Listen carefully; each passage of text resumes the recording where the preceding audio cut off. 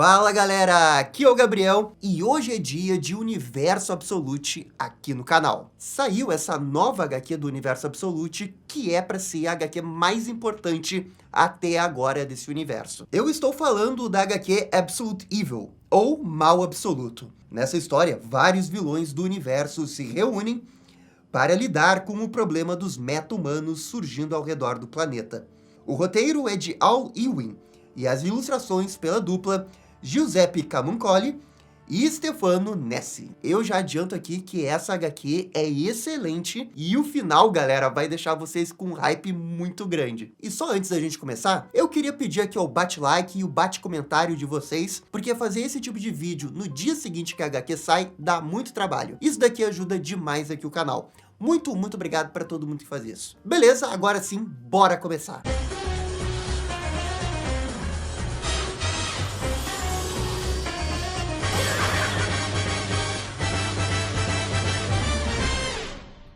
A história começa em 1951. O herói Gavião Negro é levado a um comitê da Câmara dos Estados Unidos sobre atividades anti-americanas. É uma reunião ultra secreta para o super-herói responder às mais variadas perguntas sobre suas atividades. Ele afirma que sempre protegeu sua vida pessoal, mas que agora está disposto a cooperar. Em vez de resistir, ele declara que será um prazer delatar comunistas infiltrados no país. E com isso, cortamos para os dias atuais. A narrativa muda o foco para Oliver Queen, o Arqueiro Verde. Ele é apresentado praticando com seu arco e flecha, ao mesmo tempo que conversa com Roy Harper pelo telefone. Lembrando que no universo principal, Roy Harper é o sidekick do Arqueiro Verde, o Ricardito, que depois virou o Arsenal. E aqui nesse universo Absolute, também parece que o Roy Harper é o pupilo do Oliver, mas ele não parece apoiar muito o Oliver nessa atividade de vigilante. Na conversa, Oliver comenta que tem tudo na Arrow Cave. O seu carro tem até um assento ejetor. A conversa então passa a ser sobre uma pessoa chamada Jubal Slade. O arqueiro comenta que vai atrás dele, pois esse cara controla o sistema. Ele comprou os policiais e até os juízes, se escondendo numa ilha. Esse sentimento de fazer o certo é algo que pulsa dentro de Oliver. Ele argumenta que tem todo esse dinheiro e precisa fazer alguma coisa. É como se tivesse alguma coisa matando eles por dentro, matando suas almas. Como se fosse uma espécie de câncer moral que está roendo as pessoas. Oliver grita com Roy, dizendo que não vai se acalmar. Essa é a forma que ele encontrou para fazer a diferença no mundo. E no fim, ele crava uma flecha na mesa com força, dizendo que essa sempre foi a direção para a qual estava destinado. Esse é o Oliver Queen do Universo Absolute. Com certeza tem muitas semelhanças com o Oliver Queen do universo principal. E bem, nesse momento, a HQ vai cortar para um outro personagem, o Hector Raymond, que é bem conhecido por ser um vilão do Lanterna Verde. Ele aparece conversando no telefone justamente com o tal Jubal Slade. Os dois falam sobre o Oliver.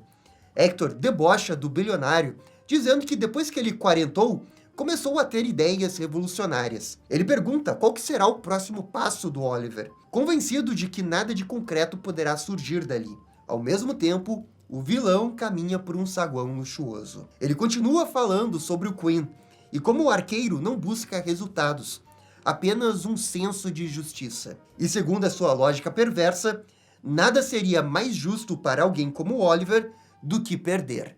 A sugestão do Hector, então, é de comprar o Oliver. Ele acredita que com 5 milhões na mesa, as coisas se resolvam, e tudo pode desaparecer em questão de semanas. Antes que ele continue sua conversa, ele é interrompido por seguranças, que o lembram das regras da reunião que ele está prestes a entrar.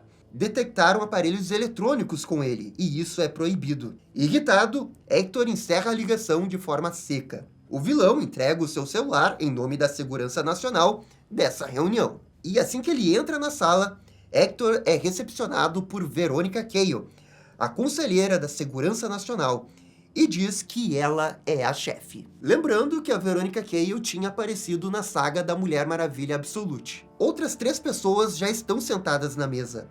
Ra's al Ghul, num visual bem atípico do personagem, Eleanor Town e o Coringa, que dispensa apresentações. E todos esses três personagens já tinham aparecido antes em outras HQs do universo Absolute. O Ra's al Ghul apareceu na HQ do Superman, e a Eleanor Tawny, que tem esse nome muito parecido com Eobard Thawne, apareceu na HQ do Flash. O Hector chega brincando, pedindo um café, mas Ra's al Ghul o interrompe, dizendo que essa reunião não é para brincadeiras, não é para joguinhos, é coisa séria. O Ra's se introduz, deixando bem claro quem ele é, e que não é para incomodá-lo. A Eleanor fica do lado do Ra's, falando que o tempo deles é valioso demais para desperdiçar com conversas aleatórias. E o Coringa apenas comenta que não gosta de piadas. E vale também lembrar que nas HQs do Batman é dito que esse Coringa nunca ri. E como a gente vai ver nessa história aqui, o Coringa se mantém sério o tempo todo. E bem, é nesse momento que a Veronica Cale começa a sua apresentação na reunião. Ela inicia falando sobre Wesley Dodds e como ele se tornou o Sandman após criar um gás do sono para combater o crime em 1939. Pouco tempo depois, ele é assassinado.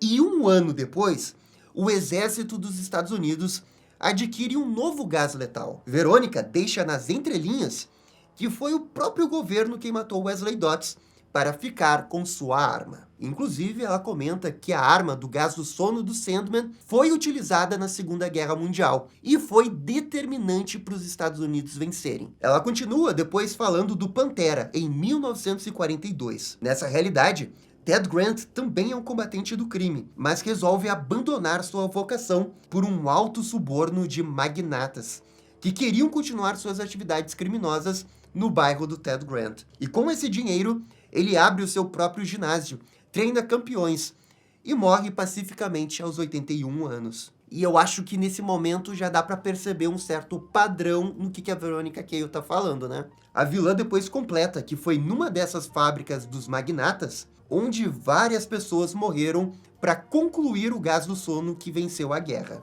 Portanto, segundo a Cale, ao aceitar o suborno, o Ted Grant teve um grande gesto heróico. Afinal, ajudou os Estados Unidos a ganhar a Segunda Guerra. Verônica apresenta mais um exemplo, agora é de 51, sobre um antigo herói chamado Munro, uma estrela de cinema com superpoderes.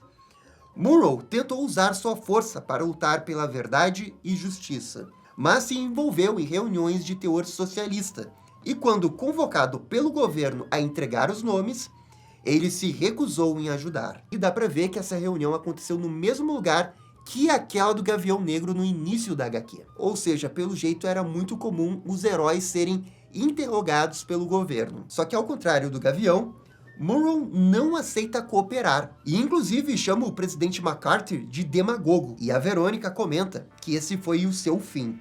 Um ano depois, enquanto morava no deserto de Nevada, ele morre após um teste de uma arma química do próprio governo. A Verônica comenta que alguém do governo preencheu uma papelada errada. E claro que quando ela fala isso, nas entrelinhas ela quer dizer que foi tudo armado pro Munro morrer desse jeito e ficar parecendo que foi um acidente. Verônica citou 3 casos, de centenas. Ao longo da história, vários desses heróis tentaram quebrar o status quo, e isso representa sim uma ameaça. O governo sempre controlou isso, mas agora as coisas mudaram. Finalmente, Cale chega nos dias atuais e cita o incidente de Gateway, referindo-se, claro, à primeira saga da Mulher Maravilha Absolute, quando um tetracídio apareceu na cidade de Gateway. Esse foi o evento que marcou o início de uma nova era de meta-humanos. O mais perigoso não era a criatura, e sim a heroína que se destacou, a Mulher Maravilha. Cale comenta o fato de que a Mulher Maravilha destruiu a criatura com um único soco após transformá-la em pedra. E, mais crucialmente, de que as forças militares presentes no local se submeteram à sua autoridade. Verônica se questiona como que ela conseguiu fazer isso. Será que ela tinha algum tipo de poder, de controle mental? Porque, na opinião dela, ela deveria ter sido presa ali. A reunião prossegue, destacando o surgimento de mais 2 indivíduos poderosos que ameaçam esse status quo. Verônica conta o surgimento de um ser poderoso no Brasil, que interrompeu violentamente um encontro de cultistas. Ele demonstrou invulnerabilidade e a habilidade de derreter metal com os olhos. É claro que ela está falando do Superman. E também tem o Batman. Em Gotham surgiu um novo indivíduo que é aparentemente humano, mas que redefine o que um ser humano pode fazer. Ele é descrito como um fantasma que se infiltrou na cidade. O ponto mais alarmante para o grupo é que ele recusou uma proposta do Máscara Negra, o que fez o Coringa ficar pasmo. O grupo conclui que esses 3 heróis representam uma nova era de heróis que não vão se submeter assim tão facilmente. Eles não aceitam subornos e não são assim tão fáceis de serem capturados. A Verônica diz ao Coringa que justamente pelo Batman não ter aceitado o dinheiro, que o torna bem mais perigoso que o Pantera, por exemplo. Em seguida, ela lista mais 2 incidentes. O incidente de Evergreen, onde houve a queda de um objeto alienígena massivo. Embora o objeto em si não seja o foco, o problema é que os sobreviventes do acidente foram alterados, mostrando aqui a Lanterna Verde Joe Mullein. E o experimento no Fort Fox, que deu errado, resultando em pelo menos um indivíduo alterado e foragido, mostrando aqui o Flash Wally West. A HQ ainda lembra do Caçador de Marte, quando a Verônica se questiona se há outros seres por aí com poderes. Finalmente, ela conclui a apresentação, alertando ao grupo que o maior perigo desses novos heróis não reside nos seus poderes, mas sim no que eles são capazes de inspirar. E aqui eu acho que já deu pra ver qual que é o grande objetivo da Verônica nesse momento, né? Mas calma que ainda tem um grande plot twist. A discussão entre eles atinge um ponto de tensão. O Hector tenta desvalorizar essa ameaça, apontando que eles sempre controlaram figuras como Murrow no passado, e sugere que não precisam de ajuda externa para lidar com novos heróis. O Ra's acha que ele está errado, mas Hector o lembra que ele eliminou o último Lanterna Verde em apenas 3 meses, sem nem precisar da companhia do Ra's, a Lazarus Corp. Diante desse impasse, o Ra's acha que esse é o momento ideal para mostrar algo, e a Verônica concorda. Então, vemos o Gavião Negro entrar na sala e jogar o corpo do pobre Arqueiro Verde na mesa de reuniões. E pergunta se alguém tem mais alguma dúvida. Pois é, por essa ninguém estava esperando. O Arqueiro Verde ser introduzido nessa HQ para ele já morrer na primeira edição e ser traído pelo Carter Hall, que agora trabalha para o governo dos Estados Unidos.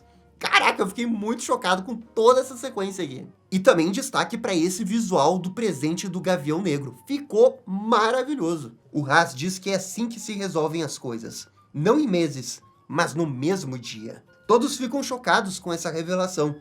E a Eleanor pergunta se isso é uma tática para intimidá-los. Verônica pede para chamar isso de uma demonstração de poder. Ela pergunta a Eleanor o quanto seus experimentos poderiam avançar se todos ali trabalhassem juntos com suas verbas.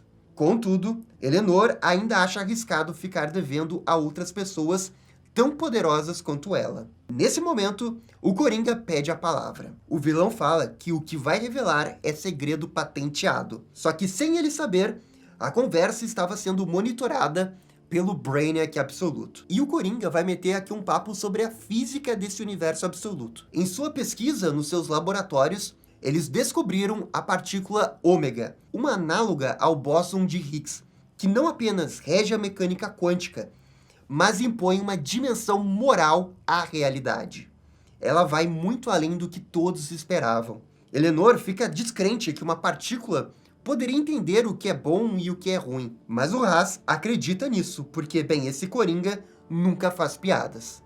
E lembrando que todo esse universo absoluto foi criado pelo Darkseid, e é por isso que existe a partícula ômega nesse universo. Essa partícula garante que a existência seja pré-ordenada. O rico sempre ganha, o destino é inevitável. E por isso, a ascensão de heróis que agem sem medo de autoridade, o Batman que recusa dinheiro, os agentes que desobedecem ordens, é mais do que uma revolução política. É uma falácia de justiça, que ameaça quebrar a própria gravidade moral do universo. Enquanto fala isso, o Coringa parece ficar desestabilizado. Contudo, na última página, ele conclui que o mundo é justo, e ele tem a evidência disso agora. Qualquer pessoa como Oliver Queen que tente se opor será considerado uma injustiça. Eles irão impor a ordem natural das coisas. Ao invés de amigos, eles serão aliados. Eles serão partes de uma liga. Enquanto arrastam o corpo do Oliver para fora, finalmente vemos o prédio em que eles estão. O hall da justiça desse universo. E sim, eles vão formar a Liga da Justiça. Meu Deus, gente! Eu amei esse plot twist. A gente ficou meses teorizando Liga da Justiça, e aí eles tiveram essa brilhante ideia do Universo Absolute, a Liga da Justiça ser, na verdade, os vilões. Muito, muito bom mesmo. Mas calma, que a HQ ainda não terminou. Enquanto os vilões selam sua aliança, Brainiac observa tudo, e fascinado com os dados que obteve. Ele tem a ajuda de seu cúmplice, o Mestre dos Espelhos. O vilão, em sua forma orgânica, confessa que não tem todas as respostas. Brainiac está de olho em todos na reunião, em especial o Coringa, porque faltam ainda dados sobre ele. Mas há um nome que está desequilibrando tudo, o indivíduo que merece ser investido e que deve completar a Liga. Longe dali, em um entardecer tranquilo, um homem e uma mulher desfrutam do seu chá. O homem, o marido e pai atencioso, conversa com a sua esposa Dora. Ele parece muito feliz, e quando o clima dá uma esquentadinha, o telefone toca. O homem se afasta para atender a ligação, e vemos que é Lex Luthor.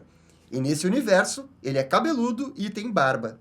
Encerrando a edição. E que baita HQ! Especialmente o jeito que eles conseguiram amarrar todo esse universo numa única edição. E ainda por cima eles fizeram de um jeito bem legal, com a Verônica apresentando esses heróis que morreram ou foram comprados nessa grande conspiração que o próprio governo está executando. Muito, muito legal tudo isso daqui. Fiquei um pouco triste pelo Oliver morrer na primeira edição? Fiquei. Mas eu, pelo menos, fiquei com a sensação que o Arqueiro Verde desse universo, na verdade, vai ser o Roy Harper. Pelo menos no futuro, né? Vamos ver o que vai acontecer. E tem um grande plot twist envolvendo essa Liga da Justiça, que foi genial. Assim, eu achei que foi uma baita sacada. A única coisa mais forçada, você pode dizer assim, é a questão da partícula ômega. Por mais que não tenha muita lógica, né, como que uma partícula consegue entender o que é bem e o que é errado, mas eu ainda passo pano pra essa ideia, porque liga com toda a ideia do universo ter sido construído pelo Darkseid. Se tem alguém que poderia criar essa partícula, bem, seria o Darkseid com o nível de poder que ele tá atualmente. Então, até essa coisa mais exagerada de quadrinhos